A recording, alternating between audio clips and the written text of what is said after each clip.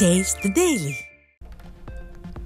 43 மாத கால திமுக ஆட்சியில் கொலை, கொள்ளை, பாலியல் வன்கொடுமை நடக்காத நாளே இல்லை. 43 மாத திராவிட முன்னேற்ற கழக ஆட்சியில் தினந்தோறும் கொலை, கொள்ளை, பாலியல் கூட தொடர்ந்து நடந்துக்கிட்டே இருக்குது. நடக்காத நாளே இல்லை. குறிப்பாக சிலவற்றை மட்டும் நேரத்தில் குறிப்பிட விரும்புகிறேன். திருப்பூர் மாவட்டம் நீங்கள் 10 நாட்களை பார்த்தீங்கன்னா தொடர் கொலை நடக்குது. பாலியல் வன்கொடுமையை தடுப்பதற்கு பதிலாக பாலியல் வன்கொடுமை செய்தவர்களுக்கு ஆதரவாக செயல்படும் அரசாக ஸ்டாலின் அரசு இருப்பதாக எதிர்க்கட்சித் தலைவர் விமர்சனம். சென்னை உயர்நீதிமன்றம் தானாக விசாரணைக்கு எடுத்துக் கொள்ளப்பட்டது. சிபிஐ விசாரணைக்கு உத்தரவிட்டது. சம்பந்தப்பட்ட குற்றவாளிக்கு தண்டனை வாங்கித்ததற்கு பதிலாக இந்த அரசு உச்சநீதிமன்றத்தில் மேல்முறையீடு செஞ்சிருக்கு. இது எந்த விதத்தில் நியாயம்? பாலியல் வன்கொடுமை செய்தவருக்கு ஆதரவாக செயல்படுற அரசு இந்த அரசு. பாலியல் வன்கொடுமை தடுக்கிறதுக்கு பதிலாக பாலியல் வன்கொடுமை ஈடுபட்டவர்களுக்கு ஆதரவாக இருக்கின்ற அரசு இப்படி நிலைமை இருந்தால் எங்க பாலியல் வன்கொடுமை தடுக்க முடியும்? தமிழகத்தில் போதைப்பொருள் புழக்கம் அதிகரித்திருப்பதையும் இளைஞர்கள் அதனால் பாதிக்கப்படுவதையும் ஸ்டாலினே ஒப்புக்கொண்டு விட்டார். எதிர்க்கட்சி சொல்வதை கேட்டு நடவடிக்கை எடுத்திருந்தால் வீடியோ வெளியிட்டிருக்க வேண்டிய சூழல் உருவாகி இருக்காது என எதிர்க்கட்சித் தலைவர் குற்றச்சாட்டு. போதையின் பாதையில் செல்லாதீர்கள். யாரு? முதலமைச்சர் ஊடகத்தின் வாயிலாக செய்தி வெளியிடுறார். நான் ஏற்கனவே 2.5 ஆண்டுக்கு முன்பே எச்சரிக்கை விடுத்தேன். இந்த அரசு எச்சரிக்கையோடு விழிப்போடு இருந்து எதிர்க்கட்சி சொல்லுவதை கவனத்தில் எடுத்துக்கொண்டு இந்த போதைப் பொருள் நடமாட்டத்தை கட்டுப்படுத்துவதற்குரிய நடவடிக்கை எடுத்திருந்தா முதலமைச்சர் வேண்டுகோள் விட வேண்டிய அவசியமே இல்லை. முதலமைச்சரே ஒத்துக்கிறார், தமிழகத்தில் போதைப் பொருள் விற்பனை இருக்கின்றது. முதலமைச்சருடைய வேண்டுகோளின் மூலம் இது வெளிச்சத்துக்கு வந்துட்டது. 2வது, இந்த போதைப் பொருளால் இளைஞர்களும் மாணவர்களும் பாதிக்கப்படுறாங்க. இந்த போதைக்கு அடிமையாகாதீங்க அப்படின்னு முதலமைச்சரே வேண்டுகோள் வைக்கின்ற அளவுக்கு இன்றைய ஆட்சி இன்றைக்கு மோசமாக ஒரு நிலைக்கு தள்ளப்பட்டு விட்டது என்பதை நேரத்தில் தெரிவிக்கிறேன். விழுப்புரம், கடலூர் மாவட்டங்களில் வெள்ளத்தால் பாதிக்கப்பட்ட மக்கள் ஸ்டாலின் அரசின் திறமையின்மையால் மேலும் கடுமையாக பாதிக்கப்பட்டனர். இன்றைக்கு வெள்ள நீர் குடியிருப்புகளை சூழ்ந்தா அந்த மக்களுக்கு தேவையான பாதுகாப்பு கொடுக்கணும்.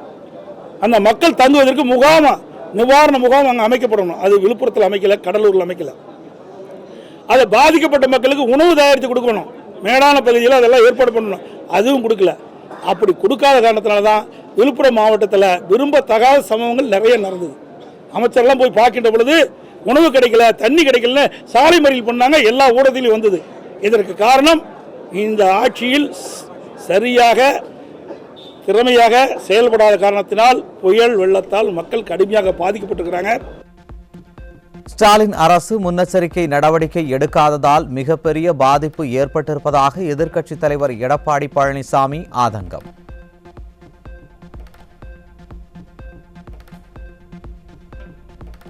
தேர்தல் வாக்குறுதிகளை நிறைவேற்ற கோரி போராடி காவல்துறையால் கைது செய்யப்பட்ட பகுதி நேர ஆசிரியர்களை உடனே விடுதலை செய்ய வேண்டும். 2021 சட்டமன்ற பொதுத் தேர்தலின் போது திராவிட முன்னேற்ற கழக தேர்தல் அறிக்கையில் 181வது அறிவிப்பில் சொல்லியிருக்கிறாங்க. திராவிட முன்னேற்ற கழகம் ஆட்சிக்கு வந்தால் பகுதி ஆசிரியர்கள் அனைவரும் நிரந்தரமாக்கப்படும். இது வரைக்கும் செய்யவே இல்லை. ஆனால் முதலமைச்சர் 98% நிறைவேற்றப்பட்டதாக ஒரு பொய்யை சொல்லிக்கிட்டே இருக்கிறார்.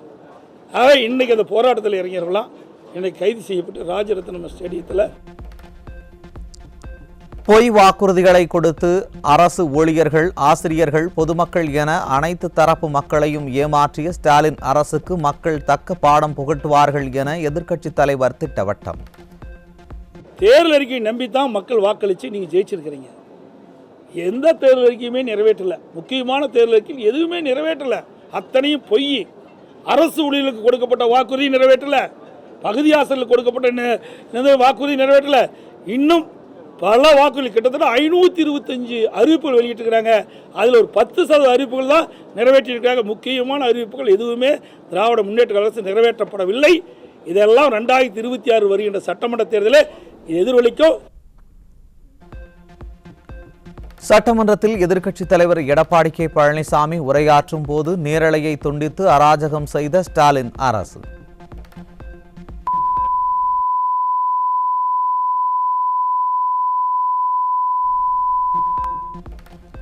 எதிர்க்கட்சித் தலைவரின் கேள்விகளுக்கு பதில் சொல்ல முடியாமல் மக்கள் விரோத ஸ்டாலின் அரசு அஞ்சி நடுங்குவதாக பொதுமக்கள் விமர்சனம்.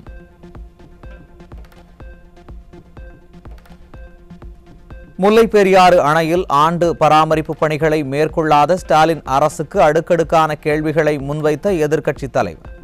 மதுரை டங்ஸ்டன் சுரங்க விவகாரத்தில் பதில் சொல்ல முடியாமல் திணறி அம்பலப்பட்ட திராவிட மாடல் மீண்டும் அம்பலப்பட்டு விடுமோ என்ற அச்சத்தில் நேரலையை துண்டித்து அராஜகம்.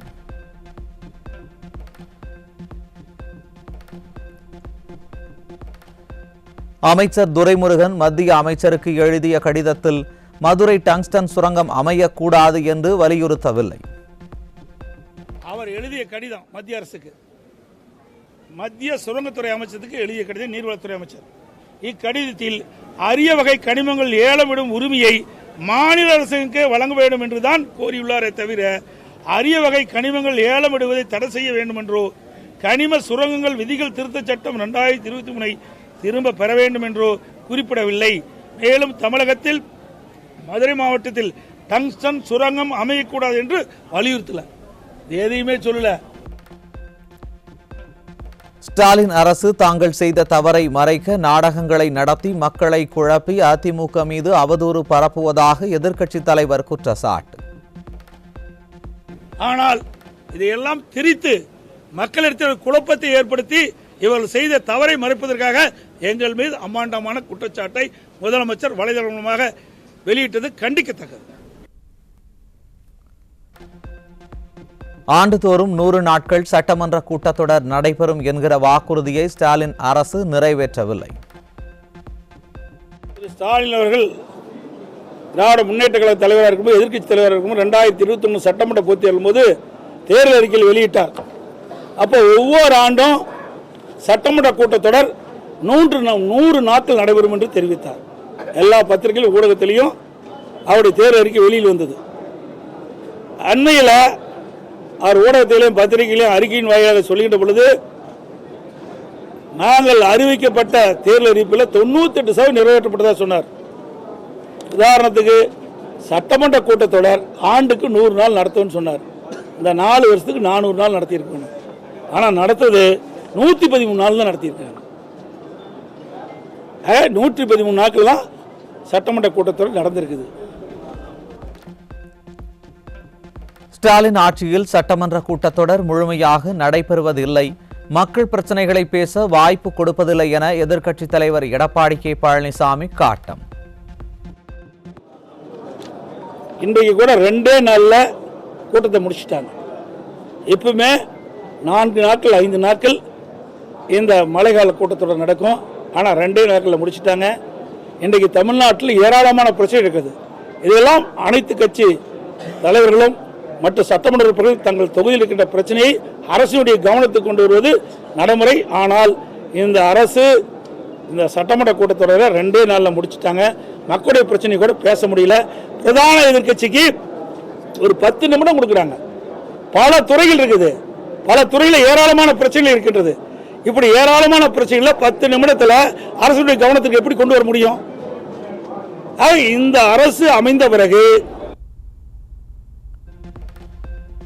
கோவை மாவட்டத்தில் பல பகுதிகளில் கூட்டு குடிநீர் திட்டம் செயல்படவில்லை என சட்டப்பேரவையில் எதிர்க்கட்சி கொறடா எஸ்பி வேலுமணி குற்றச்சாட்டு. அனைத்து கிராமங்களுக்கும் தண்ணீர் கொண்டு செல்ல நடவடிக்கை எடுப்பதோடு குடிநீர் திட்டங்களுக்காக தோண்டப்பட்ட சாலைகளை சீரமைக்க வேண்டுமெனவும் வலியுறுத்தல். பல பகுதிகளில் அந்த கூட்டு குடிநீர் திட்டத்துடைய பலன் கிடைக்கவில்லை, பல பகுதிக்குள்ள தண்ணீர் போகவில்லை. அதே போல் இது டிசைன் பண்ணும்போதே எக்ஸஸ் வாட்டர் கிராமங்களுக்கு செல்ல மாதிரி பண்ணுச்சு. அதையும் விரைவாக அந்த குடிநீர் போவதற்கு ஏற்பாடு செய்ய வேண்டும் என்பதை கேட்டு, அதே போல் கூட்டு குடிநீர் திட்டத்திலையும் அதே போல் யூஜிடியும் செய்யப்பட்ட அந்த பைப் பதிச்சு அந்த சாலைகள்லாம் பழுதடைந்திருக்கிறது. இதுக்கு ஏற்கனவே கவனத்துக்கு கொண்டு வந்திருக்கிறோம். அதையும் உடனடியாக சரி செய்ய வேண்டும். தமிழக அரசு இதுவரையில் 8 லட்சம் கோடி ரூபாயை கடனாக பெற்றுவிட்டு தற்போது மேலும் கடன் பெறுவது தமிழக மக்களுக்கு பெரும் பாதிப்பாக அமைந்துவிடும். அதிமுக சட்டமன்ற உறுப்பினரும் முன்னாள் அமைச்சருமான தங்கமணி சட்டப்பேரவையில் குற்றச்சாட்டு.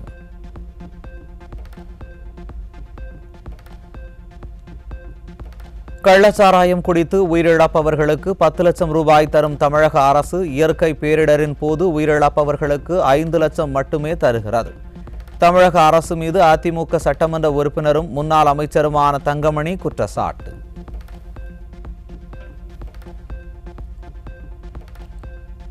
அதிமுக ஆட்சியில் கொண்டுவரப்பட்ட குடிமராமத்து திட்டம் அருமையான திட்டம் என புகழாரம் சூட்டிய அமைச்சர் துரைமுருகன், கடந்த அதிமுக அரசு மக்களுக்கான அரசு என்பது அமைச்சரின் பேச்சால் மீண்டும் நிரூபணம்.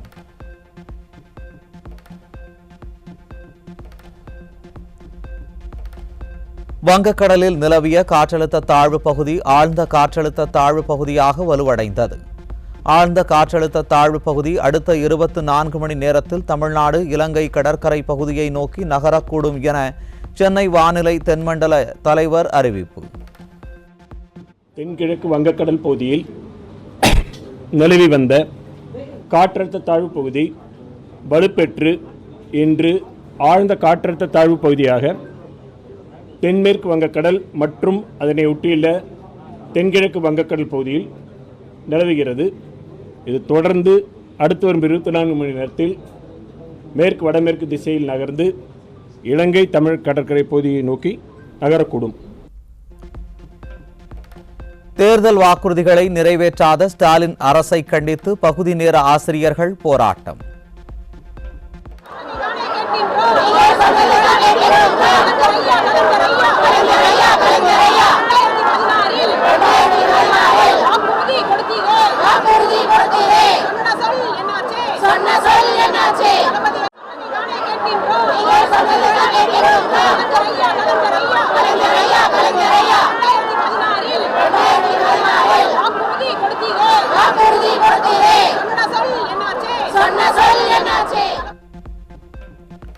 ஸ்டாலினின் திமுக அரசை கண்டித்து போராட்டம் நடத்திய பகுதி நேர ஆசிரியர்களை வலுக்கட்டாயமாக கைது செய்த காவல்துறை.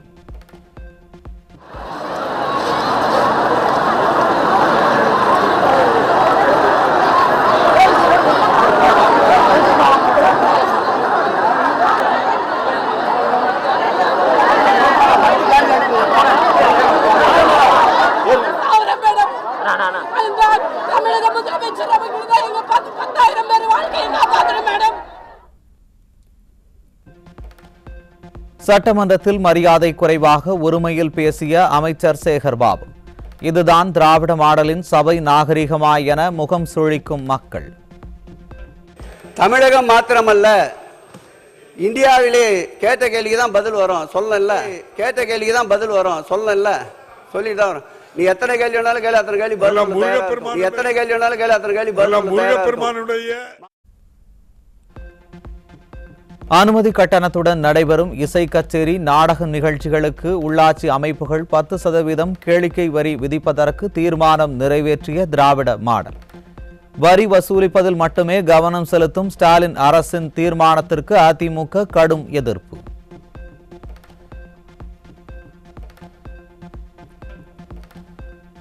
தமிழகத்தில் இந்த ஆண்டு அக்டோபர் வரை 512 பேர் சிக்கன் குனியாவால் பாதிக்கப்பட்டுள்ளதாக தகவல்.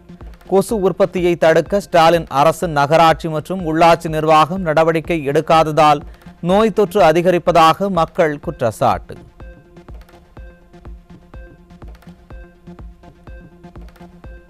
காஞ்சிபுரம் மாவட்டம் ஊத்துக்காடு கிராமத்தில் சமூக அமைதியை சீர்குலைத்து வருவதாக திமுக பெண் ஊராட்சி மன்ற தலைவரின் கணவர் மீது புகார்.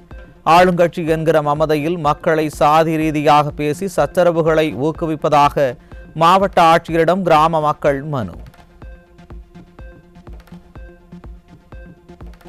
நாமக்கல் மாவட்டம் பரமத்தி வேலூர் அருகே 13 வயது சிறுமி கூட்டு பாலியல் வன்கொடுமை செய்யப்பட்ட கொடூரம்.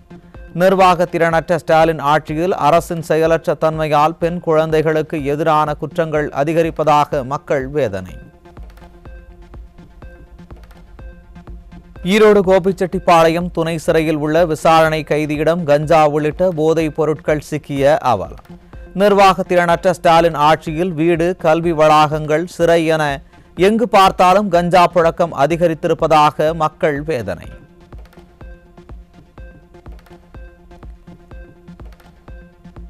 தென்காசி மாவட்டம் சங்கரன்கோவில் ரயில் நிலையத்தில் இளைஞருக்கு அரிவாள் வெட்டு.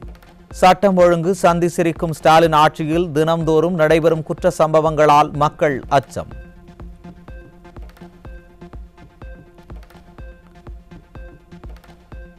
திருவாரூர் மாவட்டம் மன்னார்குடி அருகே இளம்பெண்ணிற்கு கத்திக்குத்து. நிர்வாக திறனற்ற ஸ்டாலின் ஆட்சியில் பெண்களுக்கு எதிரான குற்றங்கள் நாளுக்கு நாள் அதிகரித்து வருவதாக மக்கள் வேதனை.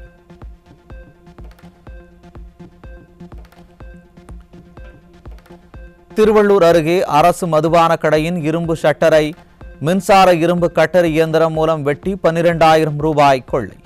திராவிட மாடல் அரசின் காவல்துறை ரோந்து பணிகளை மேற்கொள்ளாமல் கும்பகர்ண தூக்கத்தில் இருப்பதால் கொள்ளையர்கள் நிதானமாக கொள்ளையடித்து செல்வதாக மக்கள் விமர்சனம். திருப்பூர் மாவட்டம் தாராபுரம் அருகே கட்டுப்பாட்டை இழந்த அரசு பேருந்து கண்டெய்னர் லாரி மீது மோதி கோர விபத்து. படுகாயமடைந்த 12 பயணிகள் சிகிச்சைக்காக அனுமதி. கிருஷ்ணகிரி மாவட்டம் கெலமங்கலம் பகுதியில் வீட்டில் ஏற்பட்ட தீ விபத்து. தீயில் சிக்கி உடல் கருகி ஒருவர் பலி.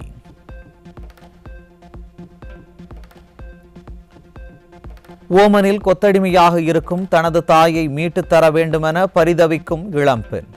தாயை உடனே மீட்டு தர வேண்டுமென ராமநாதபுரம் மாவட்ட ஆட்சியரிடம் கண்ணீர் மல்க மனு. வீட்டு வேலைக்காக தான் போனாங்க. போய் அங்கே கொஞ்ச நாள் நல்லாவே இருந்தாங்க. சம்பளம்லாம் போட்டு விட்டாங்க. போய் அங்கே அடிமைப்படுத்தி அடிக்காங்க. சாப்பாடு கேட்டாலே அடிக்காங்க. இப்போ உடம்புக்கு ரொம்ப முடியல. இந்திய தூதரங்க இந்த நியூஸை சொல்லி எப்படினாலும் எங்கள் அம்மா மீட்டு தரணும். அங்கே வீட்டு வேலைக்காக தான் போனாங்க. போய் திருவண்ணாமலை அருணாச்சலேஸ்வரர் கோவிலில் வெகு விமர்சையாக நடைபெற்று வரும் பஞ்சமூர்த்திகளின் திருத்தேரோட்டம். அண்ணாமலையார் மகாரதம் என்னும் பெரிய தேருள் எழுந்தருளி 4 மாட வீதிகளில் வலம் வர இருக்கும் காட்சியை காண குவியும் பக்தர்கள்.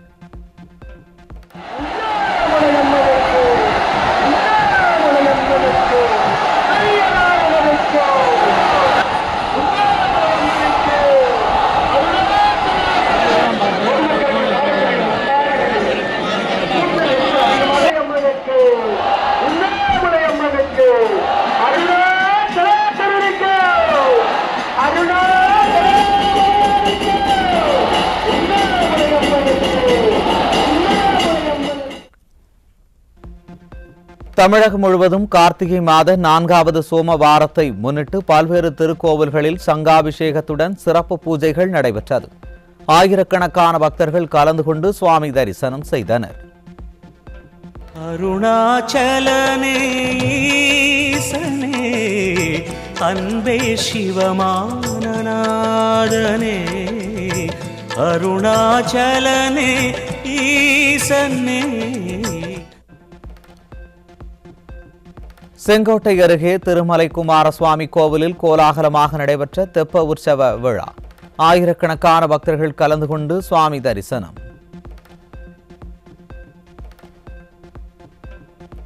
கடந்த 11 நாட்களாக மாநிலங்களவையை நடத்த முடியாமல் 11 முறை ஒத்திவைத்த மைனாரிட்டி பாஜக அரசு. அதானி விவகாரம் உட்பட பல்வேறு விவகாரம் குறித்து கடும் அமளி நிலவும் நிலையில் தடுமாறும் மைனாரிட்டி பாஜக. கர்நாடக மாநிலத்தின் முன்னாள் முதலமைச்சர் எஸ்.எம். கிருஷ்ணா பெங்களூருவில் காலமானார். உடல்நலக்குறைவு மற்றும் வயது மூப்பு காரணமாக பெங்களூருவில் உள்ள இல்லத்தில் எஸ்.எம். கிருஷ்ணா காலமானார்.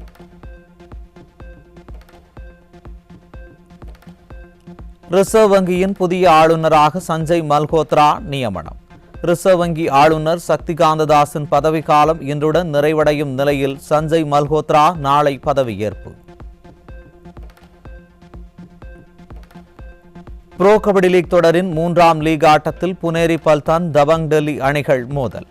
பரபரப்பாக நடைபெற்ற போட்டியில் 30க்கு 26 என்ற புள்ளிக்கணக்கில் புனேரி பல்தானை வீழ்த்தி டபங் டெல்லி அணி வெற்றி.